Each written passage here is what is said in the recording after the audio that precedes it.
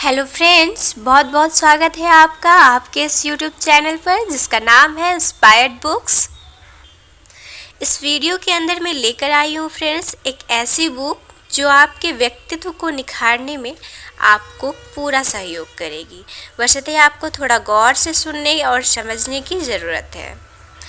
तो बुक्स का नाम है friends complete personality development course, जो ऑथर सूर्या सिन्हा जी के द्वारा लिखी गई है और डायमंड पॉकेट बुक्स द्वारा इसका प्रकाशन हुआ है तथा इसका संस्करण 2018 में हुआ है। फ्रेंड्स, इस बुक के टोटल 37 चैप्टर्स होंगे जो बहुत बड़ी बड़ी भी नहीं है।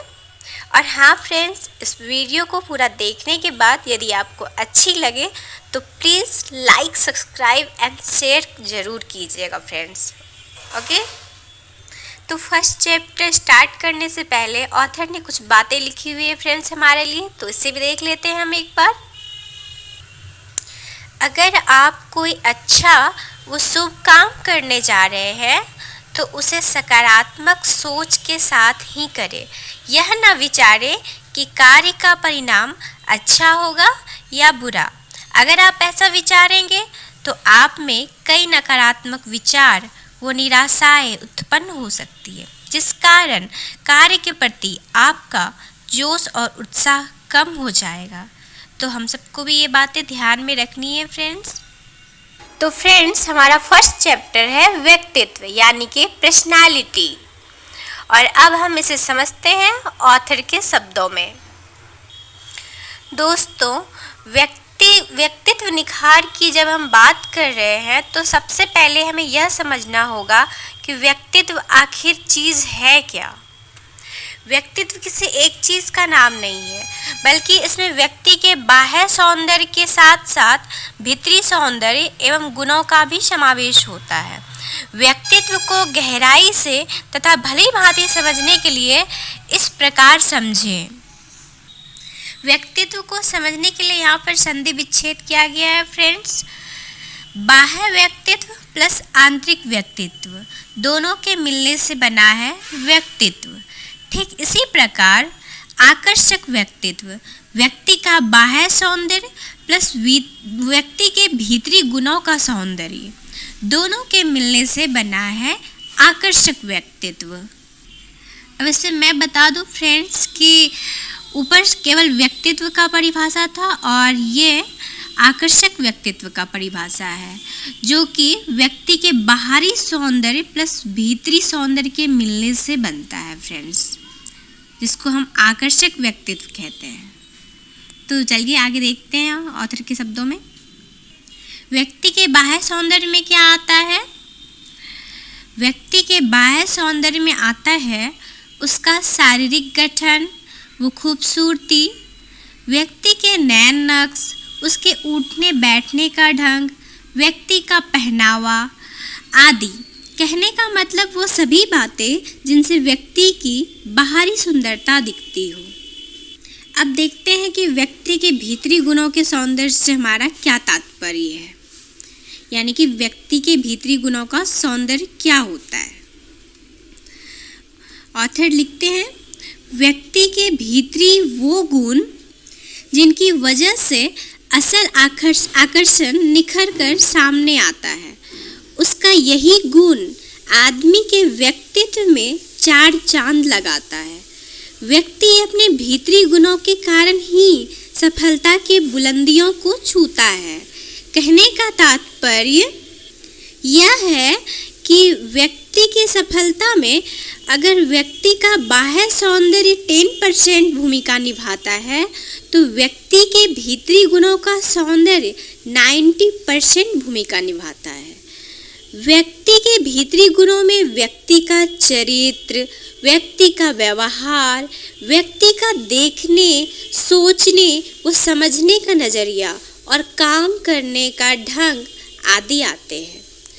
जब बाह्य सौंदर्य वो व्यक्ति के भीतरी गुणों के सभी तत्वों का सही समावेश व्यक्ति में होता है, तब हम कहते हैं फ्रेंड्स कि अमुक आदमी विकसित और प्रभावशाली व्यक्तित्व से भरपूर है।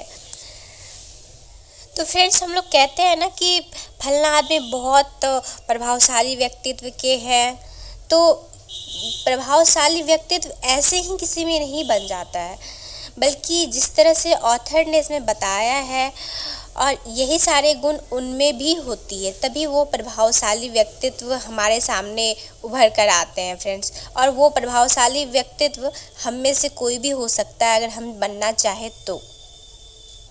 ऑथर कहते हैं, इनमें से यदि एक भी तत्व कम है, यानी बाहरी तौर पर आप बहुत सुंदर है, स्मार्ट है, अच्छे वस्त्र पहनते हैं, उठने बैठने का सलीका भी है आप में और बातें भी अच्छी अच्छी कर लेते हैं, लेकिन यदि आपका व्यवहार अच्छा नहीं है, आप में अच्छे गुण नहीं है, आपका नज़रिया नकारात्मक है, आपके विचार ओछे हैं, आपका स्वभाव ठीक नहीं है, या आपने बुरी आदतें पाली हुई है, तो आपका बाहरी सौंदर्य कोई मायने नहीं रखता है, सब कुछ अर्थहीन हो जाएगा।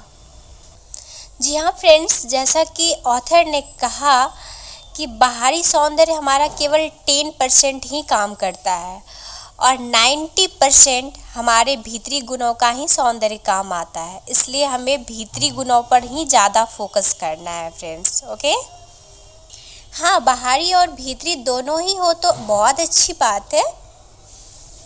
ऑथर कहते हैं, आपके बाहरी व्यक्तित्व से सामने वाला तभी तक प्रभावित रहेगा जब तक आपका भीतरी व्यक्तित्व उसके सामने नहीं आता है।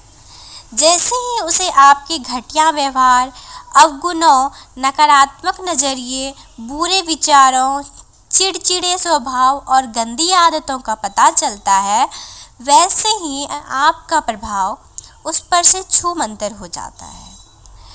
आपके इस प्रभाव को टूटने में क्षण भी लग सकता है, एक दिन भी लग सकता है और एक महीना भी लग सकता है।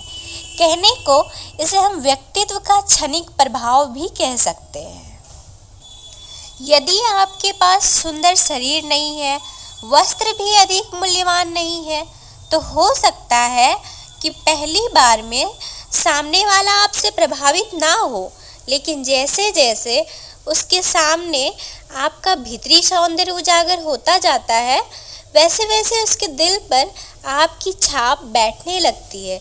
इस बात को दूसरे शब्दों में यूँ भी कह सकते हैं कि सामने वाले को आपकी मीठी संयमित बोलचाल, अच्छे व्यवहार, सद्गुणों, सकारात्मक नज़रिए, विकसित विचारों, सुंदर स्वभाव और अच्छी आदतों का पता जैसे जैसे चलता जाता है, वैसे वैसे उस पर आपके व्यक्तित्व का सम्मोहन भी बढ़ता चला जाता है। इस प्रकार हम देखते हैं कि जीवन पर हमारे बाहरी सौंदर्य का 10% ही और भीतरी सौंदर्य का 90% प्रभाव पड़ता है। जब सभी तत्वों का उचित अनुपात में समन्वय होता है, तब बनता है एक प्रभावशाली और विकसित व्यक्तित्व। तो फ्रेंड्स, ऑथर आगे भी कहते हैं कि इस संदर्भ में, मतलब वो एक एग्जाम्पल यहाँ पर दे रहे हैं, बहुत ही अच्छे एग्जाम्पल है जो कि आपको ज़रूर सुननी चाहिए। इस संदर्भ में मैं विश्व प्रसिद्ध विचारक सुकरात का उदाहरण देना चाहूँगा। सुकरात देखने में बिल्कुल भी सुंदर नहीं थे। बाहरी सौंदर्य के नाम पर उनके पास कुछ भी नहीं था, यानी कुरूप चेहरा, बड़े बड़े कान, लंबी नाक, लेकिन भीतरी सौंदर्य में वे 100% खरे थे और उनके पास उस भीतरी सौंदर्य ने ही उन्हें उनकी महानता की ऊंचाइयों पर पहुंचा दिया। इसी प्रकार महात्मा गांधी थे। हालांकि वह कुरूप तो नहीं थे, लेकिन वह सादगी पसंद अवश्य थे। उनके पास आकर्षक शरीर नहीं था, लेकिन भीतरी सौंदर्य इतना ज़बरदस्त था कि एक धोती और लाठी के बल पर ही वह हमारे पूजनीय हो गए। अंग्रेज़ों को उनके भीतरी सौंदर्य के सामने आखिरकार झुकना पड़ा, घुटने टेकने पड़े और देश हमारा आज़ाद हो गया। तो दोस्तों, बाहरी सौंदर्य हो तो अच्छी बात है, लेकिन यदि उसमें कोई कमी बेसी भी हो तो आपका भीतरी सौंदर्य कम से कम इस हद तक होना चाहिए कि वह बाहरी कमी को ढक ले, देखने वाले को केवल उसकी खूबियाँ दिखाई दे, खामियाँ नहीं। किसी रूप में यदि कोई कमी या खामी दिखाई भी दे तो वह उसे देखना ही ना चाहे, अनदेखा कर दे।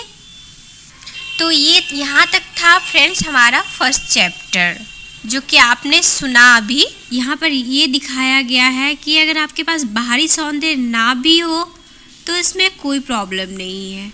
अगर आप भीतरी सौंदर्य को इतने अच्छे से ग्रो कर लेंगे तो आपके सामने बाहरी सौंदर्य वाले भी फीके पड़ जाएंगे फ्रेंड्स। और बाहरी सौंदर्य बस क्षणिक होता है, जैसा कि ऑथर ने इसमें पहले भी बताया है। तो ठीक है फ्रेंड्स, ये चैप्टर द एंड हो चुका है। अब मैं दूसरे चैप्टर को स्टार्ट करूँगी। तो फ्रेंड्स, आज का चैप्टर यहीं ख़त्म होता है और नेक्स्ट चैप्टर लेकर आऊँगी मैं आप सबके लिए नेक्स्ट वीडियो में। तब तक आप लोग अपना अपना ख्याल रखिएगा और सुनते रहिएगा हमारा ये audio book. Thank you friends.